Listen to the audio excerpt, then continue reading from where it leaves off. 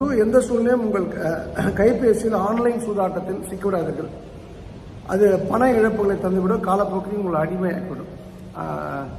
அது ஆன்லைன் சூதாட்டங்கள் நிறைய இருக்குது. ரம்மி முதற்கொண்டு எல்லாமே இருக்குது. எத்தனை பேர் ரம்மி ஆடி உயிரை தொலைச்சிட்டாங்க உங்களுக்கு தெரியும். ஸோ ஆன்லைன் சூதாட்டங்கள் நம்ம மொபைலில் இருக்க வேண்டாம், நீங்களும் விளையாடாதீர்கள்.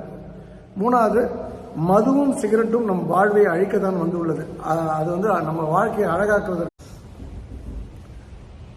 வீடுகளில் எந்த அளவுக்கு சாமானை குறைக்கிறீங்களோ, பொருட்களை குறைக்கிறோம், அந்த அளவுக்கு நல்லது. குறிப்பாக பெரிய பெரிய சோஃபா, வீடே அடைக்கிற மாதிரி டீப்பாய், எங்கே பார்த்தாலும் பொருளாக இருக்கும் வீட்டில் அப்படின்ற மக்களுக்கு நான் சொல்கிறேன், நீங்கள் உங்களுக்கு நல்லது நடக்கும்னா, உங்களுக்கு சொக்கலிங்க சொல்கிறது உண்மைன்னு தெரியும்னா, வீட்டில் இருக்க 70-80% பொருளை குறைச்சிருங்க.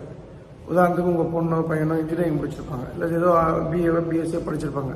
அவங்க படித்த புக்கு, ஸ்கூல் படித்தது, காலேஜ் படிச்சதெல்லாம் சேர்த்து வச்சுருப்பாங்க. பைசா போயிட்டு கிடையாது, தூக்கி போட்டுருங்க.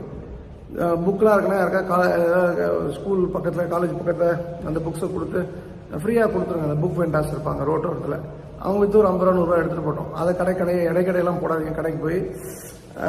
ஸோ இந்த மாற்றம் உங்களுக்கு பெரிய மாற்றத்தை கொடுக்கும். குறிப்பாக இன்னொரு விஷயம் வந்து, இந்த குருவிகள் வந்து வீட்டில் வந்து சாப்பிட்றது வந்து பெரிய மாற்றத்தை கொடுக்கும்.